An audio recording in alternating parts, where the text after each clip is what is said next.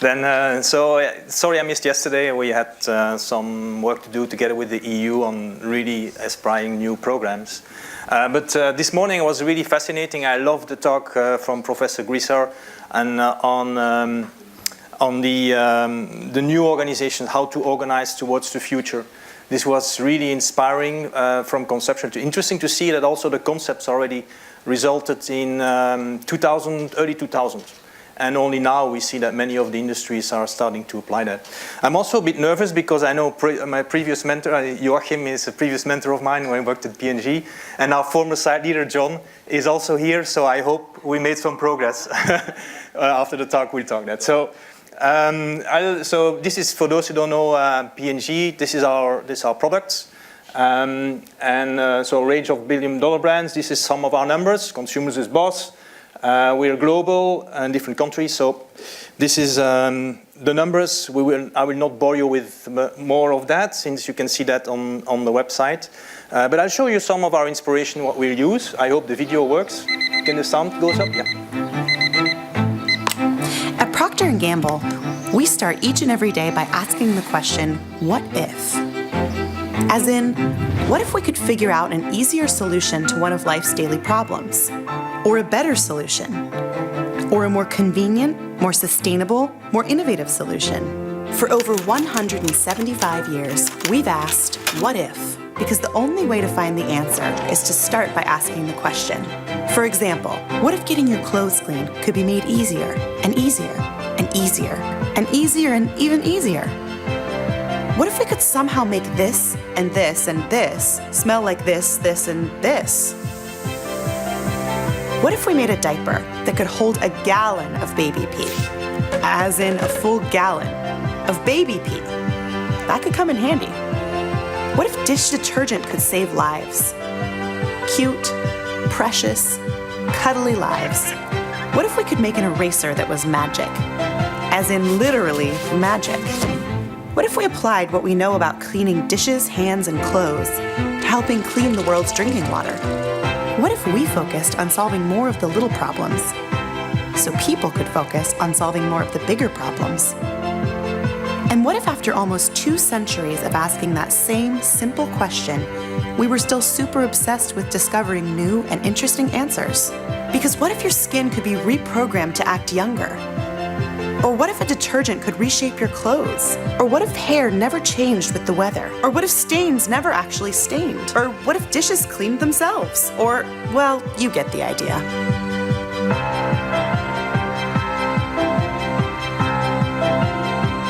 P&G. Great, so that's what keeps us busy all day long. How do we improve our products? How do we improve consumer lives? And we're fortunate that we invest significantly in R&D compared to our competitors. And we have also a range of scientists to do that. Now, there's different ways to innovate. As we heard this morning, we need to continue to innovate in our current brands. Brands which have a turnover of more than $1 billion, $2 billion, $3 billion. But at the same time, we see disruption. So how do we do that? Now, the most difficult innovation that we find is what we call transformative innovation. And a transformative innovation is what we've seen this morning. Once you end at an S-curve of your current product or business, you need to jump to the next one. Right? This is an example of a product, the detergents, and they move to a plateau or they become commoditized.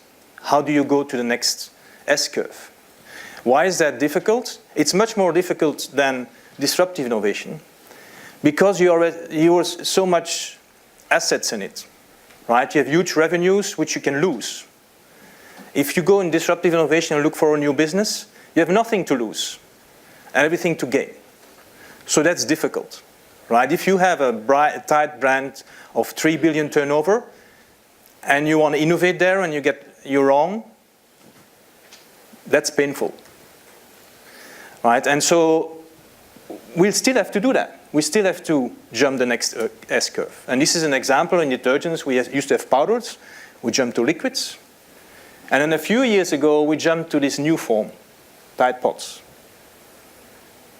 And so for that, you basically need to see what is the consumer benefit and what are the consumer drivers to create a new proposition which the consumer is willing to buy, ideally with a premium versus your previous form, ideally with more margin, and ideally competitive versus your competitors. That sounds easy, right? No, it doesn't. So we had to really dig deep what the consumer wants and create some new solutions, which we did with Tide Pods. And 5 or 6 years ago, the team who started with this development was like 5 people. They started in some kind of garage fashion and started to see what was possible.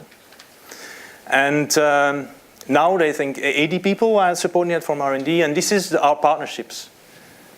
Right? Because you have to create new assets to create this new product form, but also a range of partnerships which you choose via a certain strategy.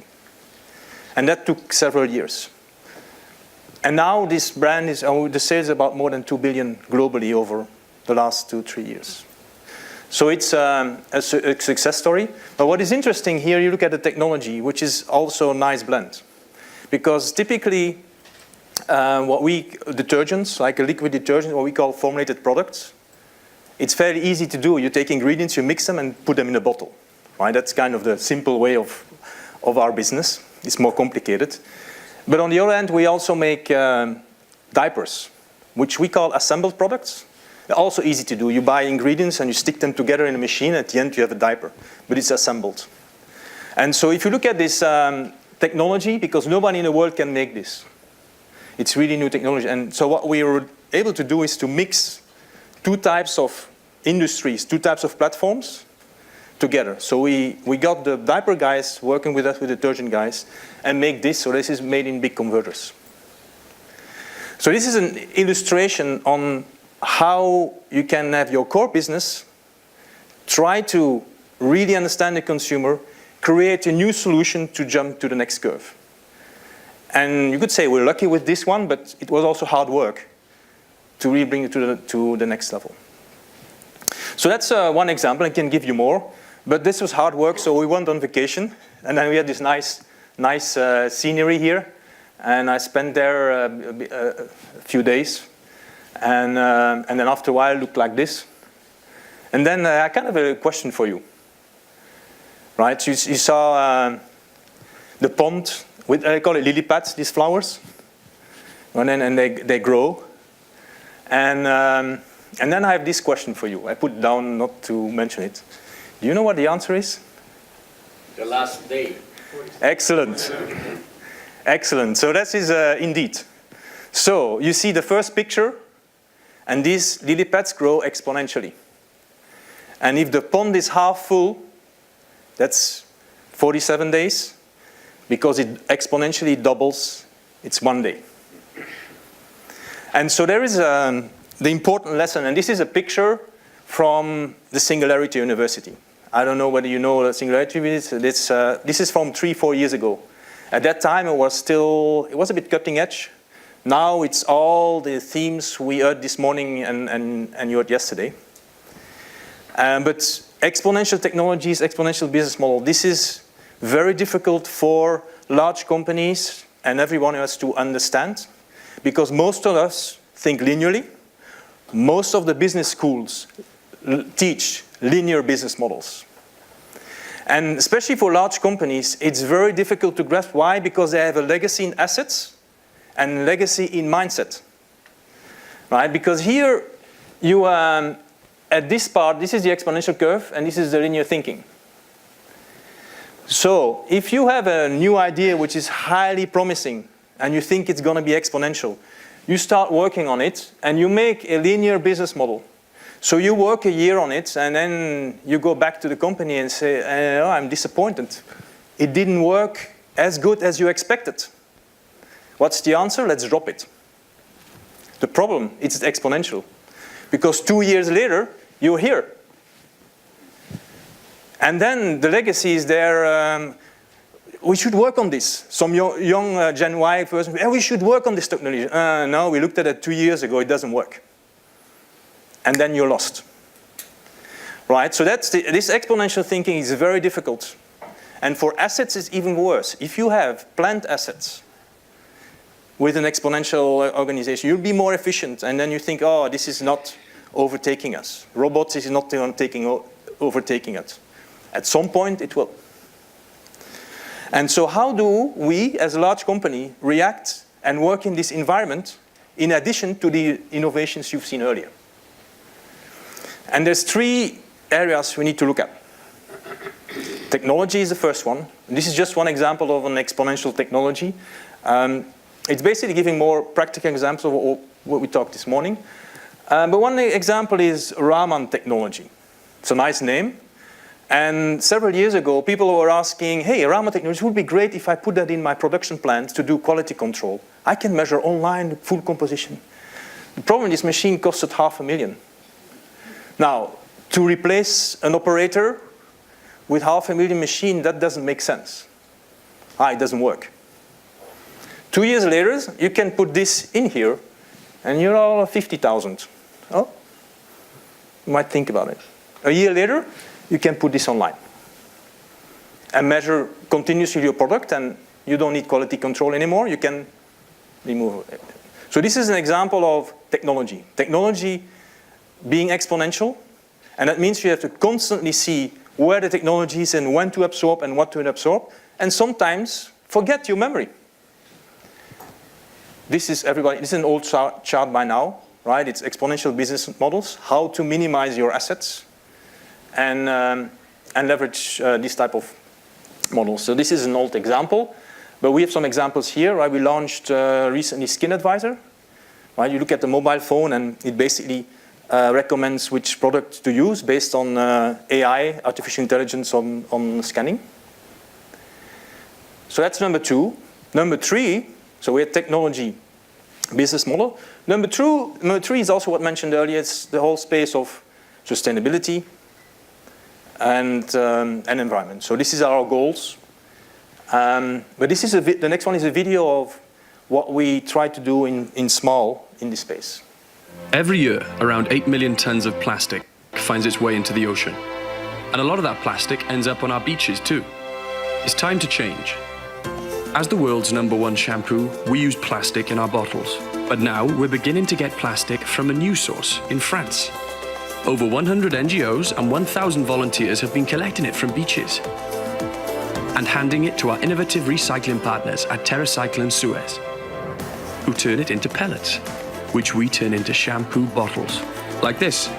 We've created the world's first recyclable shampoo bottle made with beach plastic. And we're starting with a production run of 170,000 bottles in France. And we're hoping to extend this to millions of bottles around the world because we want to reduce our environmental impact. And we think our beaches and oceans are no place for plastic. Let's take the world's most worthless waste and turn it into something valuable. Buy our grey bottle to help us clean hundreds of beaches. So this is one example on how we try to experiment small. But to really, as a large company, work in such an environment, we need to work differently. And it was a great short conversation over lunch with the person from BMW, I think we'll talk a bit later, is that we need to create also a new organization which is adaptable to these exponential changes. And we call it Incubate. It's a brand which grew viral. We didn't know it up front, but if something grows viral, then maybe we can jump on it. And it has a few components which is embedded in our organization. And what I'll show is a few examples of projects on what we are progressing. So on the one hand, we have Incubate Online. It's an internal platform for ideation. Many of them exist, but I'll give an example on how it grew with us. Then we have our campus, which has where we work on hackathons. I'll give a few examples, and I'll make an advertisement for one for you to join at the end. We work with startups. Always, we do our startups ourselves. Lots of co-locations. We have a maker community, and then we have our own shop. So these are a few brands, and it started with one. It started with our online community. I have a lot of bruises on crowdsourcing. Maybe many of you that also. We tried it for last 10 years. 10 years ago, the first one we tried with wikis. Does anybody remember what wikis are? Things are old. So we tried many of them. We worked with many vendors, but nothing was really scalable, meaning it didn't stick with our R&Ders. Until 2 years ago, we saw a few killer apps around the world. Quirky, I don't know who knows Quirky, and then GE First Build had some platform which looked nice. So we want to get it from them, but it didn't work very well. So with a very little bit of money, with one of the vendors, we say, okay, let's pilot this, because we think we need 3 things if you do a good crowdsourcing. One, you need to have a killer app. It needs to be cool, it needs to be easy to use. You need to have access to the community, and you need to have good crowd management. So we built this in less than a month, a nice interface. But what we said is, everybody can use it for free. Everybody can use whatever they wanted to use it for. And if you want to have small changes for your own, you can do it, but you spend the money, and then everybody can use it, right? And so that means that people around the world could put their own personality, and they say, well, I'm in procurement. I want to do a campaign on new ideas on purchasing, but I want to have this change and this knob change, and so that it's really my campaign. And it's, spend a few thousand as long as everybody can use it. And so for an interesting reason, it started to grow. And so now there is about 8,000 users on this platform. And we don't have any control over it. It's like Facebook, right? Nobody actually deployed ever Facebook. It grows on its own, right? And so it took us years to really understand and find a way to deploy, but actually not deploy, capability in your organization. From the moment you deploy something as an organization, it doesn't stick. From the moment that you have people grow it themselves, it's like Facebook, it grows on its own. So that was a big aha, and so as mentioned, for almost no cost, 8,000 users today. So then we expanded that and we look at other pillar. Then we started to say, well, let's learn about some hackathons. This is one of the hackathons, and I'll show, I think, a video later also. You know, in our production plants, this is a picture from our Brussels site. In our production plants, we have terabytes of data. Terabytes, they're sitting somewhere on a server that nobody uses. And so what we said, okay, well, let's do a hackathon with a community of data analysts. They get our data from that production plant, and they can tell us whether we can do some savings, right, and a more sustainable production plant. 70 people showed up, and we had somebody else organize it for us. They even paid 50 euros to join the community and work for 4 weeks on our data, together with our scientists, right? This is a community of multifunctional scientists willing to spend Thursday evenings with the external people to look and work on their data. If I would ask these people to spend the Thursday evenings on their normal projects, less likely. But this is passion-driven. People want to do that, want to work with other people which are like-minded on data. And of course, we had a winner at the end, and we deployed it in the plant. So this is an example of how this new culture, this new way of working, which largely comes from startups, is a way to make your organization a bit more exponential. This is, I thought there was a video, but maybe it comes later. This is how to work as a startup. This is an example.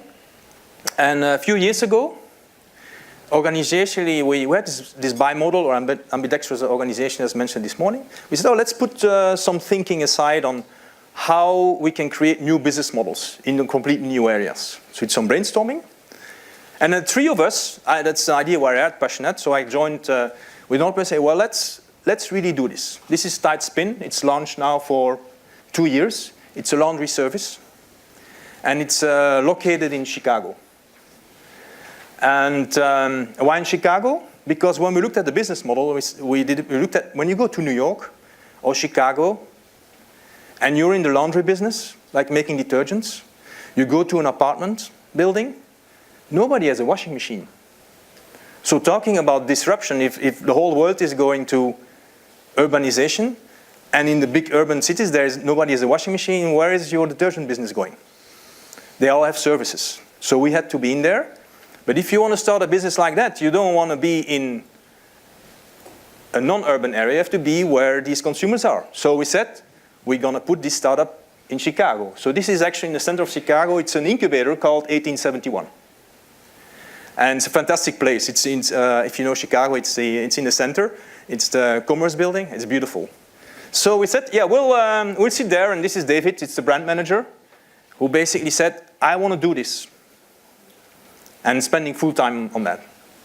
Of course, took a big career risk to do that. But we got the support. So then he's sitting there, setting up his own startup, still under P&G. And then also the next phase is, well, I need to have a few people. So we hired 2 external folks to build it. And then 6 months later, they reached a milestone. They get the new funding. And now they already graduated and moved to another place in Chicago, but still growing. So for us, it's an excellent way to learn in these new spaces. This is services. It's not making detergents, it's services. It's a new business, so you have to put it apart. And so this is a space we're trying to learn how to do new business models still within P&G, but in a way that it's nurtured. This is, I think the slides went change. This is an example of an other hackathon we did last year.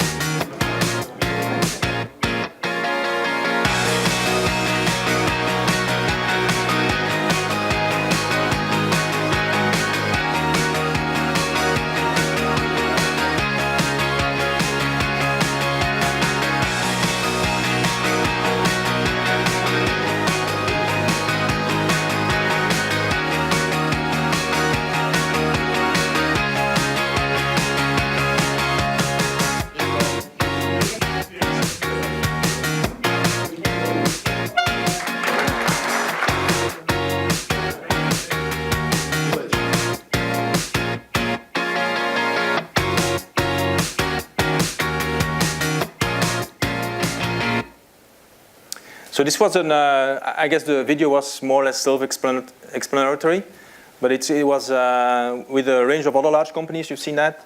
We did a hackathon on our future needs. We invited companies, and we were 140 people, startups showed up, and over 2 days created solutions. We did pitches, and we had projects which went to market within six months. Which was an interesting learn. So that's why we have a new one also, I think, which I'll show at the end. It's already the last one. So what we want to do now, we want to do our next hackathon, which is happening in a month. So I want to do some advertising for those who want to join. Let's see, this is a recorded website. Does that work on the thing?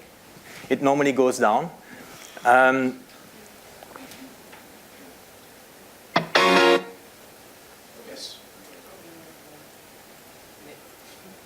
No, too bad. It's a new Microsoft feature where you can actually tape your website moving.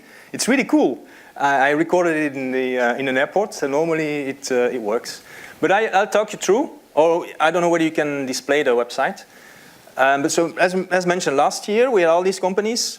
We looked at business models and solutions in packaging and production processes. This year we want to learn next level. Can we do what we call a makeathon? Making real stuff over 1 month. And we want to do that the 27th of October to 27th of November. And we think the area of robotics and AI is so important for us to learn what is possible that this is the topic this year. And why is it important? Is because we think the biggest challenge we have is matching what is needed with what is possible.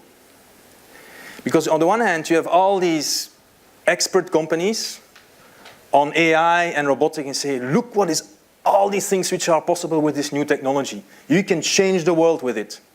On the other hand, we have our R&Ders or innovators or marketing folks in the organization and say, these are my needs. I don't see how your changing of the world can have any impact. So we need to find a way to bring both together. And a hackathon is a great way, or a Makeathon is a great way to make it a real proof of concept against the specific needs with both people working together. And after the proof of concept, you can, of course, create some real projects to bring this into your organization.